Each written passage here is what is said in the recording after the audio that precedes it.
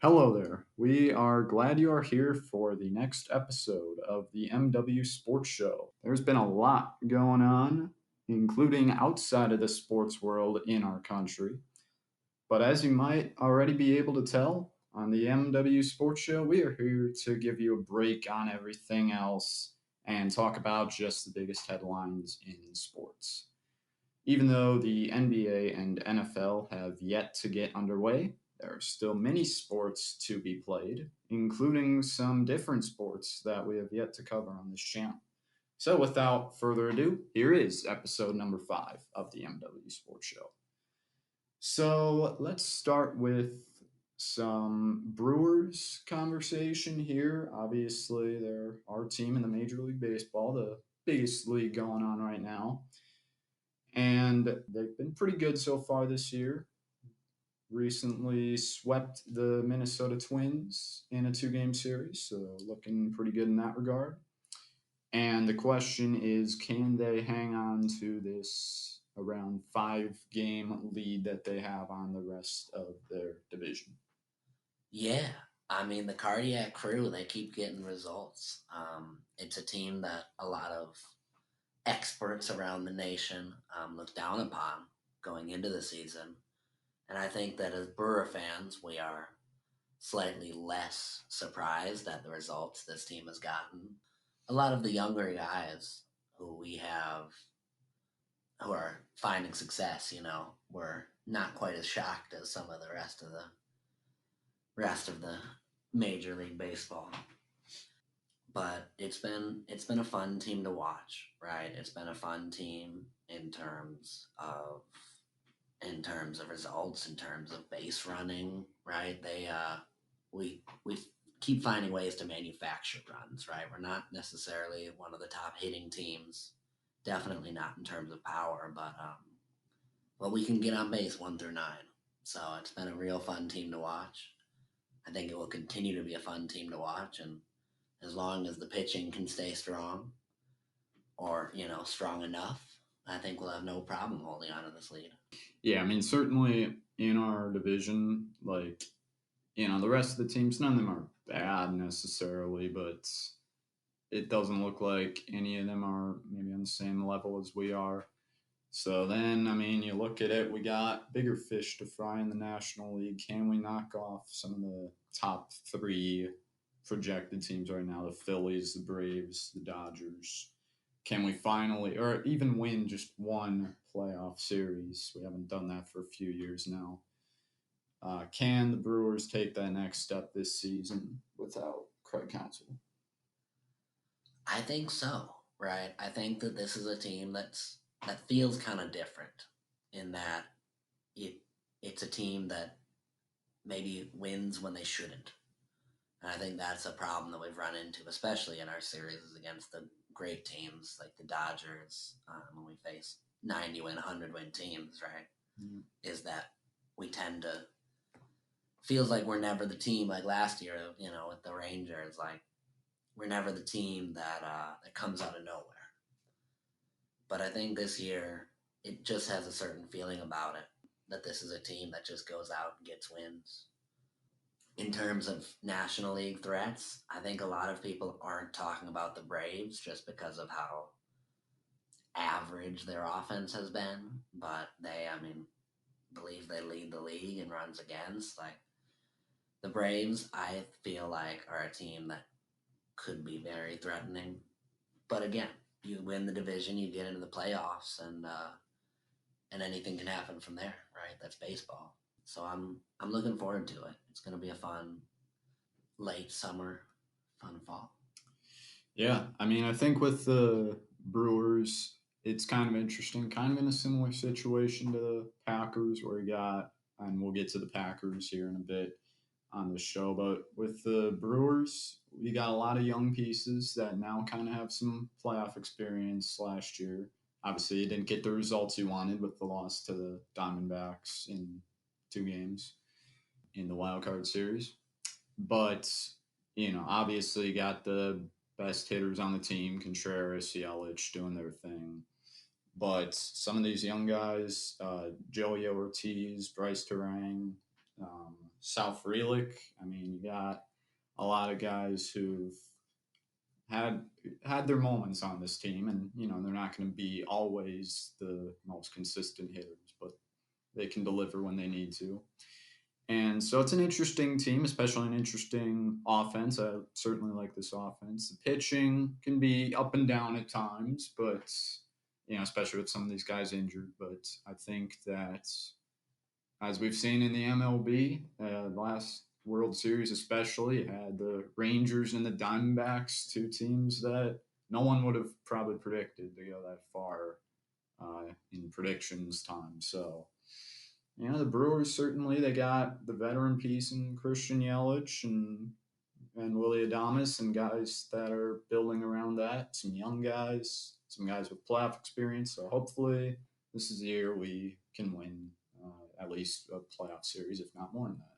Yeah, I mean, I think that the All Star break came at a great time for us. Admittedly, we're on a bit of a slide there. So, and coming out of that with a 2 game series sweep, I think shows that that those struggles maybe left in the dust. Hopefully, obviously, obviously Christian Yelich has been amazing, leading the team in OPS big time.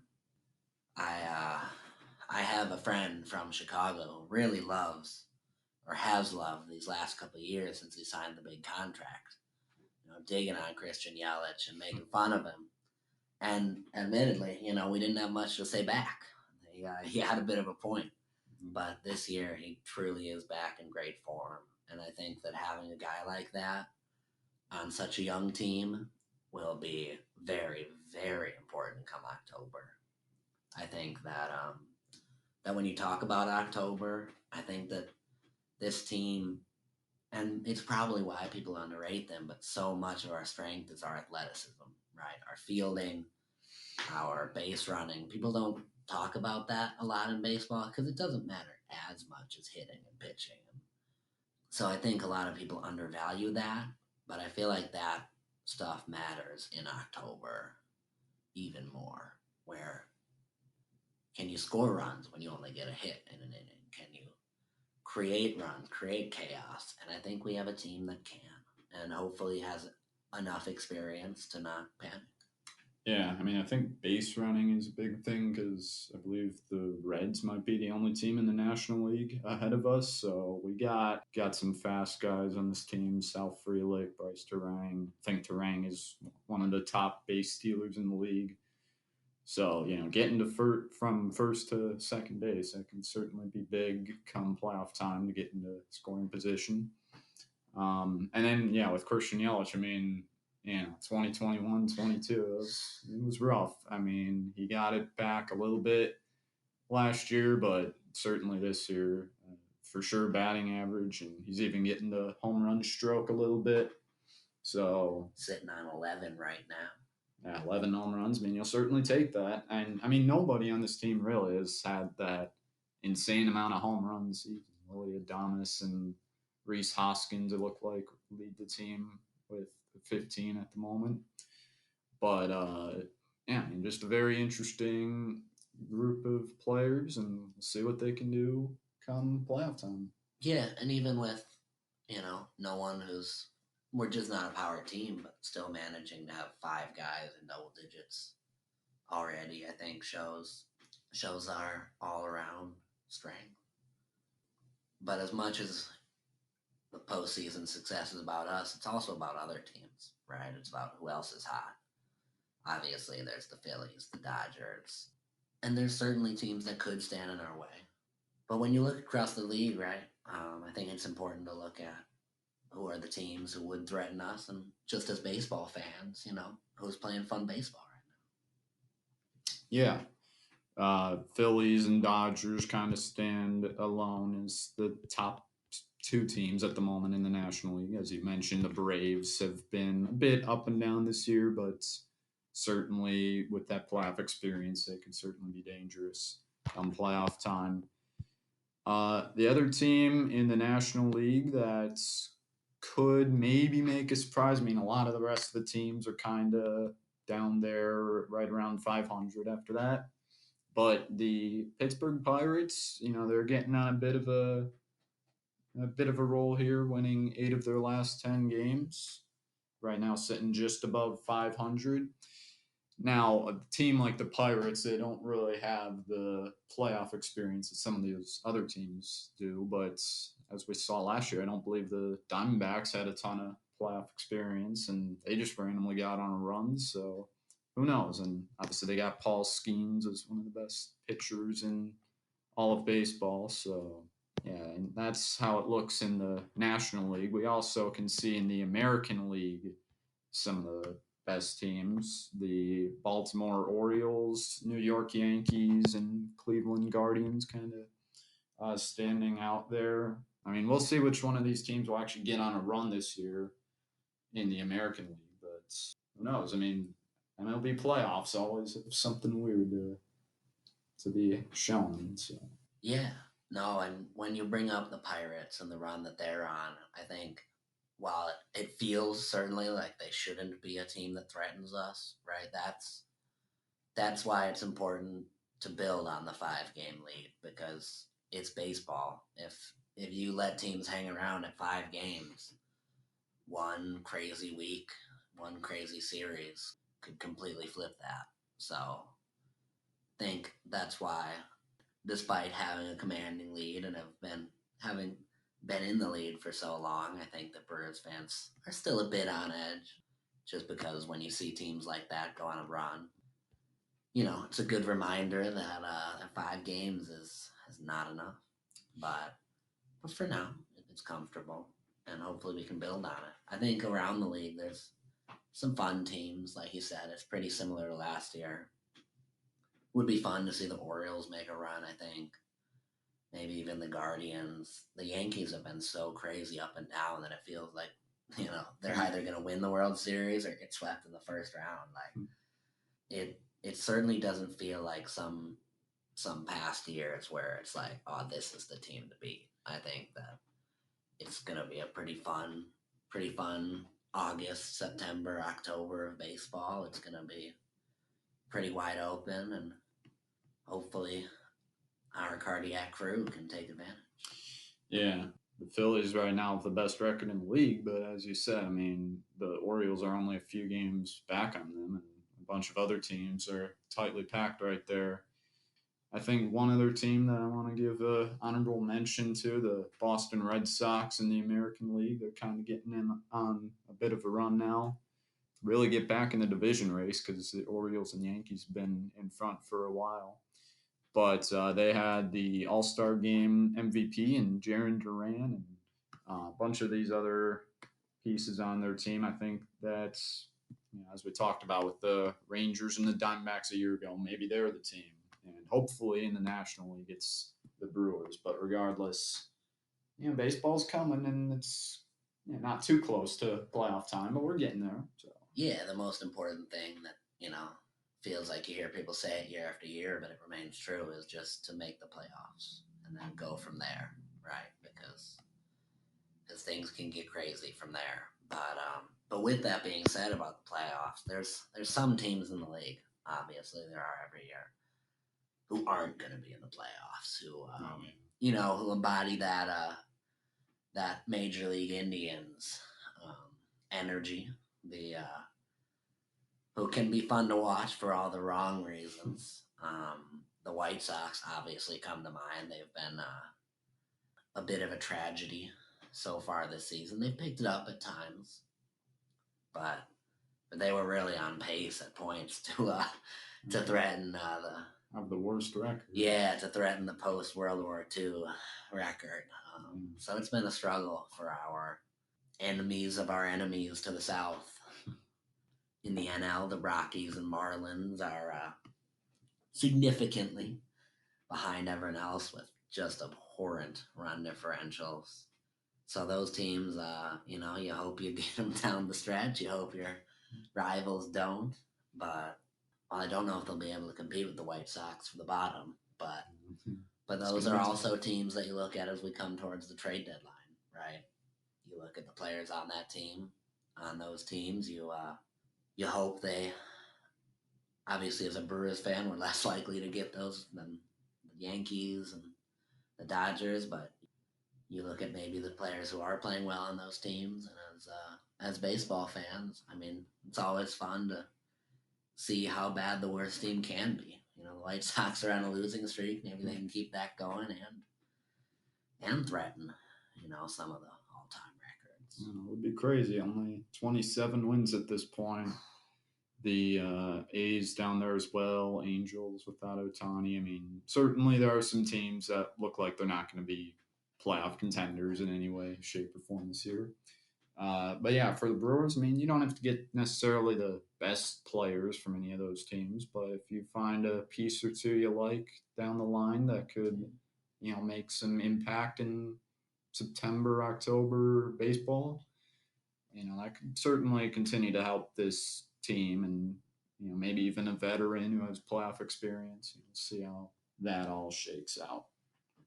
But with that being said, I mean, obviously the MLB is the most notable sport going on right now.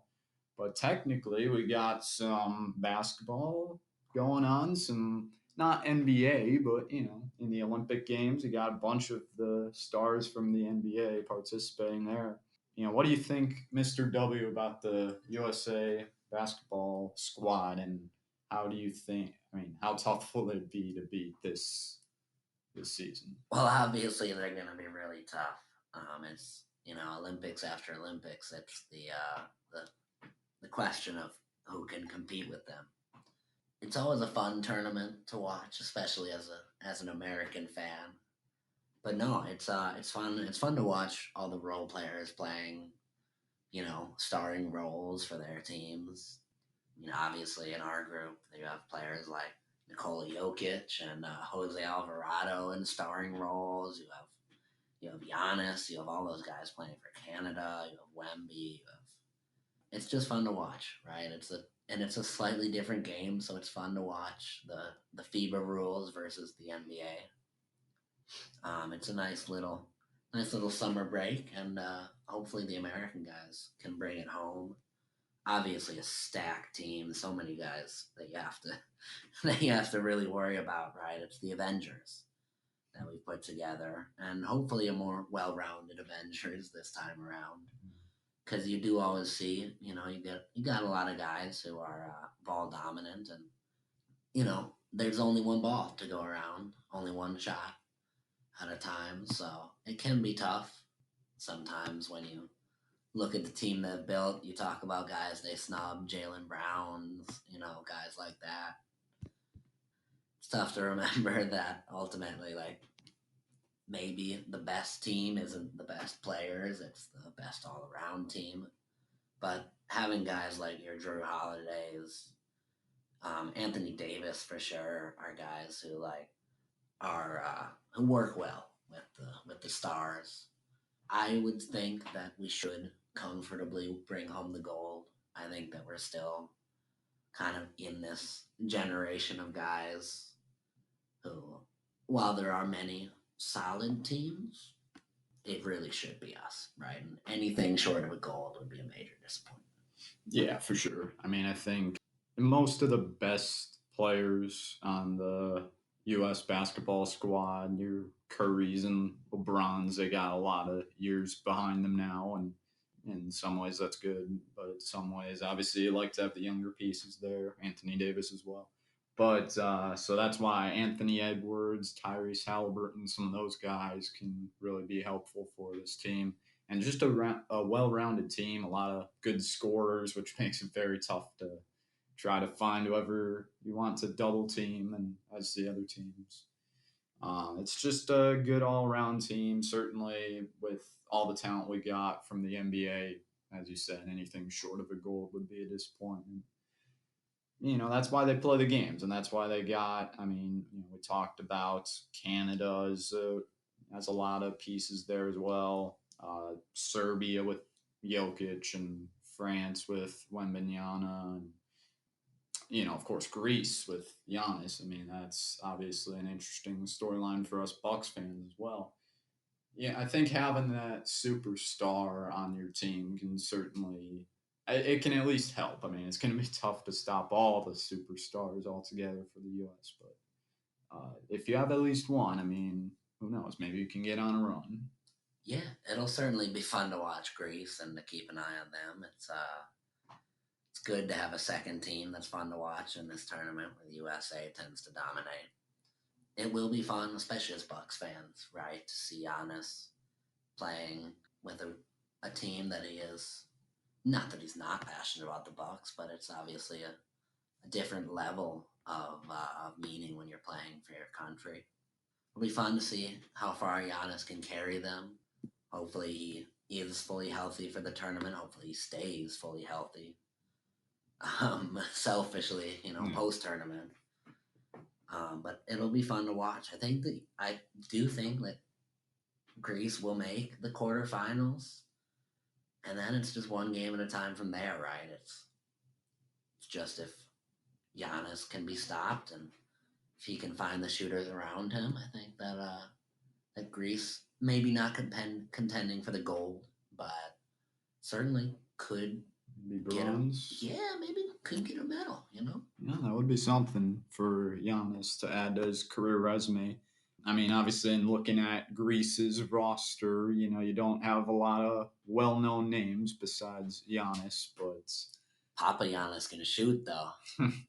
yeah. But their first game is against Canada, and we talked about their team with Jamal Murray, Shea Gilgeous Alexander, some other notable names from the NBA. I mean, it's not going to be completely easy, but with Giannis, obviously, as we've seen as Bucks fans, he can just take over games and make it tough for the rest of the teams to be able to handle. No matter how talented they are. I mean, sometimes it's just Giannis scoring 50 plus points, and that's all we need.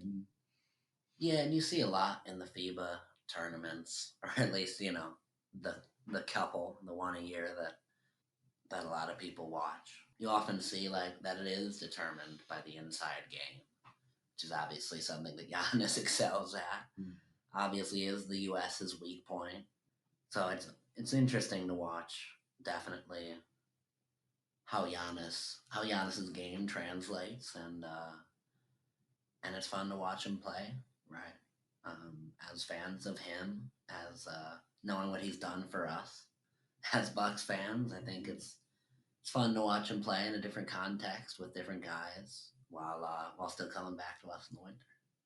So obviously, a lot going on there in the Olympics. Track and field is another interesting event that obviously a lot of people are interested in across the world. We personally don't know as much about it as some people certainly do, but still a lot of storylines heading in. Obviously, a lot of people know about Noah Lyles and what he's been able to do for the American squad, and how he could possibly become this generation's Usain Bolt. Yeah, I mean, you also got Kenny Bednarik, the Wisconsin native, could be a contender, and a lot of guys in the running events that'll be interesting to keep track of. Also, some of the women as well, Sydney McLaughlin for the 400-meter hurdles.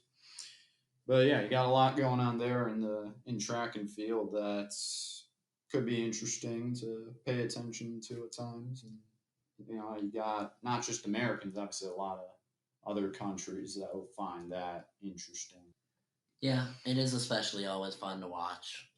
As casual fans, it's easy to latch on to the American stars, and certainly, like always, we have a lot of them. So it'll be a fun Olympics. Yeah, no doubt about that. And then, of course, I mean, besides MLB, as we talked about, there aren't a lot of pro sports leagues going on right now. But you do have the WNBA. Obviously, a lot of interesting storylines. I'm sure you guys have seen if you watch Sports Center or any of those types of shows. A lot of the Caitlin Clark conversations going on around there. Yeah, I actually got really interesting races going on, especially in the Western Conference. You got three teams separated by a half game at the moment. I mean, it's one of those sports I don't certainly sit down and watch it every night or most nights, but you got a lot of storylines, and it's just interesting to try to keep track of some of them as they get to their postseason eventually. Yeah, right. It's certainly and obviously growing in popularity, but where football fans are always looking for spring football, this is summer basketball. More and more eyes turn to the league. Obviously, the big storylines and the big stars right now are the rookies, especially Angel Reese and Caitlin Clark, who you brought up. But obviously, with being top picks, their teams are merely playoff contenders. You have a lot the two big teams in the East. Just a fun league. Hopefully, more and more teams join, and then it would become even better.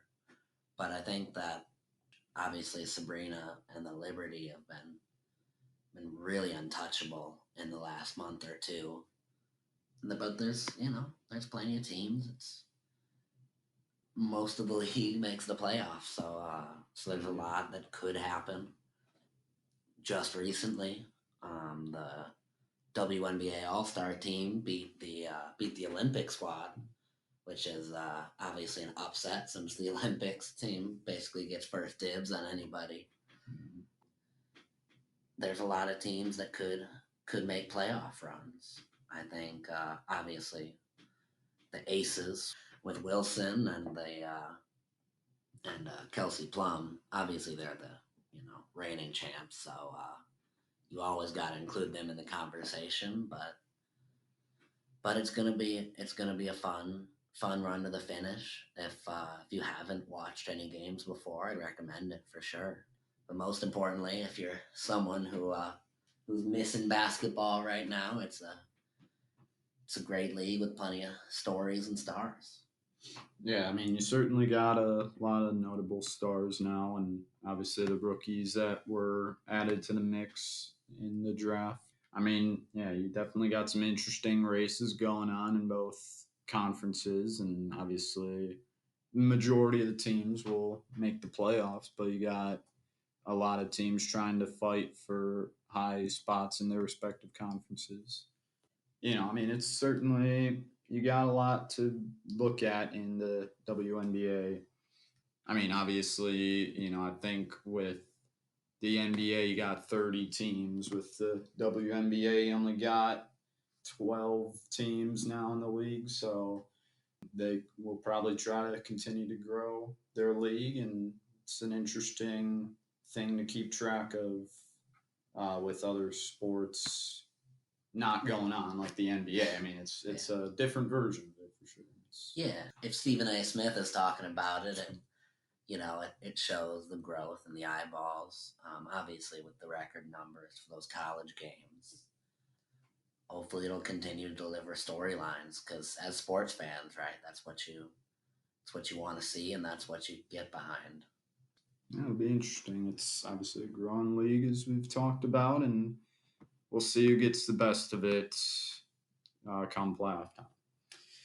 But with that being said, I think that's enough sports of us that we are only casual Yeah, fans of. Let's try to get to something that we might know a little bit more about in the NFL now. As you guys may remember from last year, we started this podcast with our predictions heading into last season, and we plan to do the same this August, late August probably. But we just wanted to give a little bit of a sneak peek of some of the teams that we think could contend. Obviously, the top tier teams, but also teams that could surprise and either be actual Super Bowl contenders or maybe make the playoffs if everything goes right. yeah. No, I mean, obviously you have the top teams, right, that are talked about year in year out, and will be again for good reason. The Chiefs, the Niners, the Ravens, and others. You have teams that could be better. Obviously the Packers hopefully will be even better this year. The Jets, if Aaron Rodgers stays healthy, you think If he plays more than 4 snaps, that'd be exactly.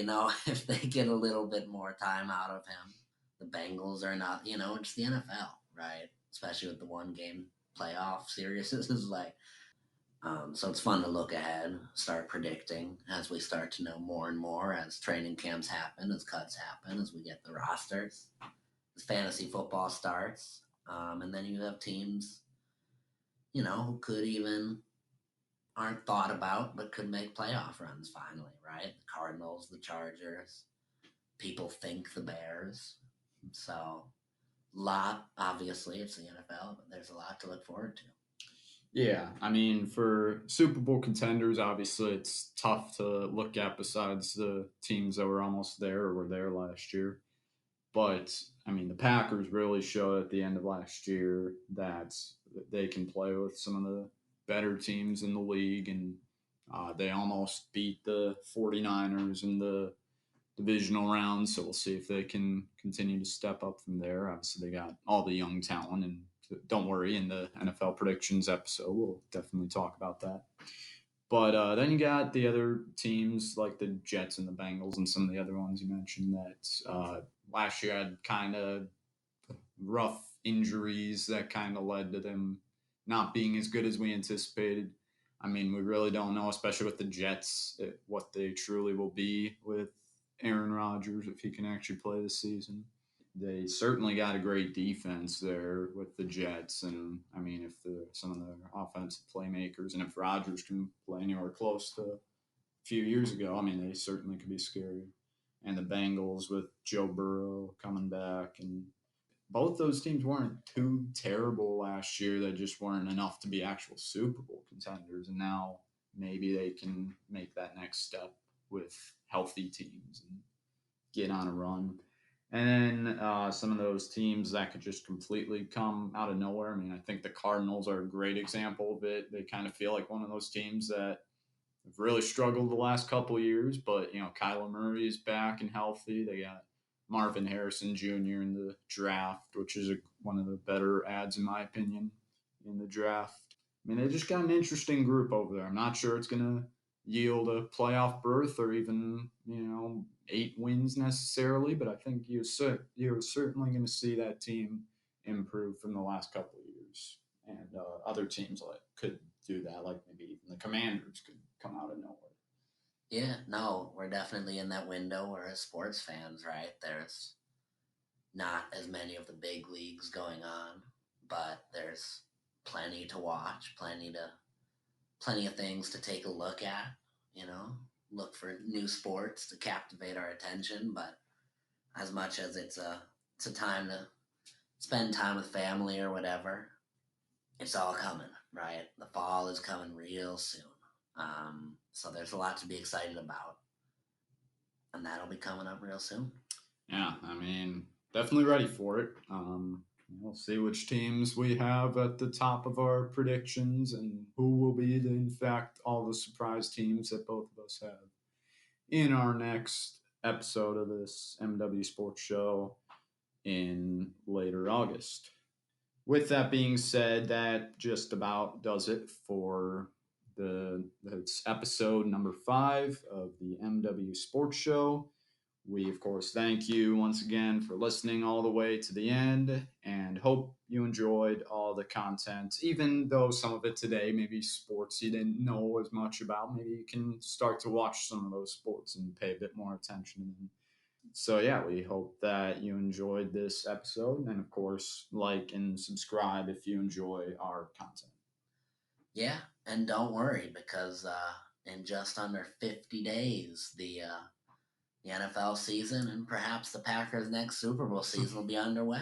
We hope so. I mean, it's quickly approaching, so that's what you look forward to